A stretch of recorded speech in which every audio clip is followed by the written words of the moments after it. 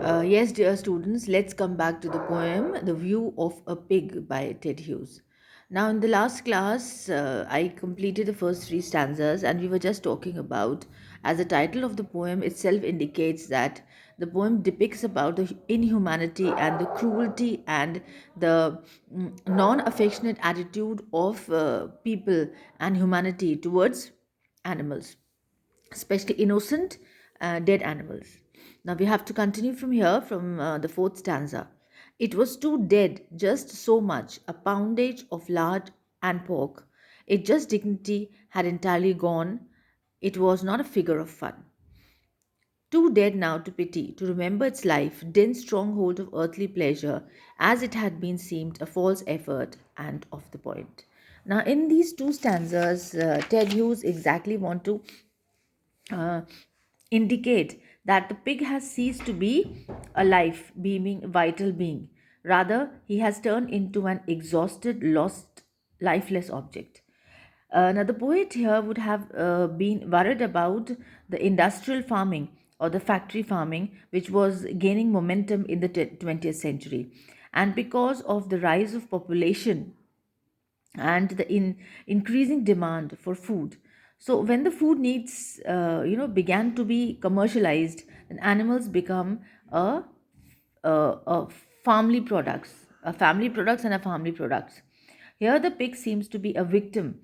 On the other hand, it can also symbolically stand for all the lost motives and purposes, that is, the disillusioned and the depressing era of the post World War, where human emotions and values of humanity saw a complete erosion. So, this is, of course, the basic message that is there given in the poem. Let's continue the next stanza. Too deadly factual. Its weight oppressed me, and how could it be moved? And the trouble of cutting it up, the gash in its throat was shocking, but not pathetic. Once I ran at a fair in the noise to catch a greased piglet that was faster and nimbler than a cat. Its squeal was the rending of metal.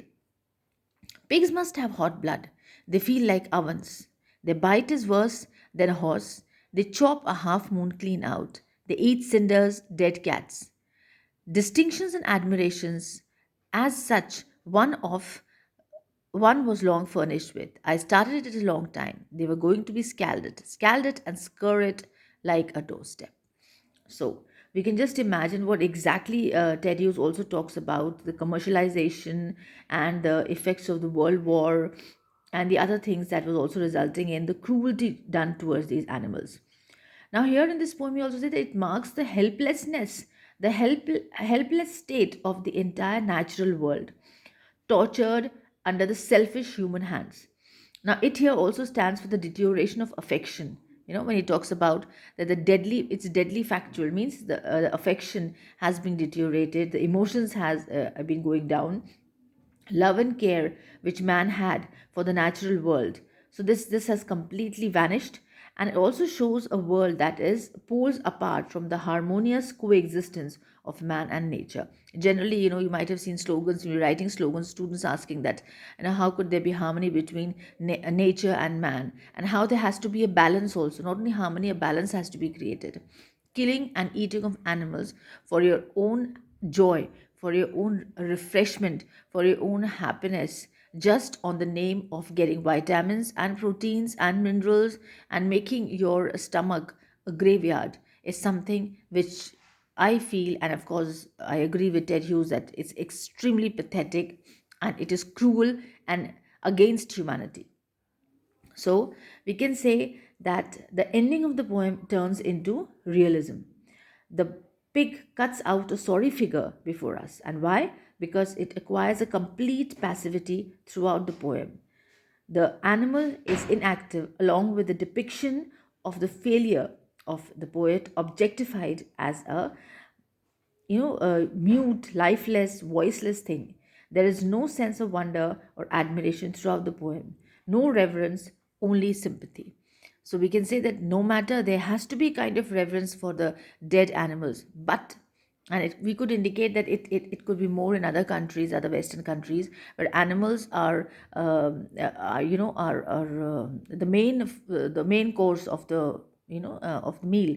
So There is too much of consuming of these dead animals, killing the dead animals. And consuming and killing of the dead animals is something which also takes away, makes a human hard hearted, takes the emotions. And I feel if you're not sensitive towards the innocent animals, the creatures which God has created, because every creature is a creation of God, and we don't have the right to kill them and consume them if we don't have the right to give them life. So this is the crux of the poem, and we wind up with the poem. Thank you so much.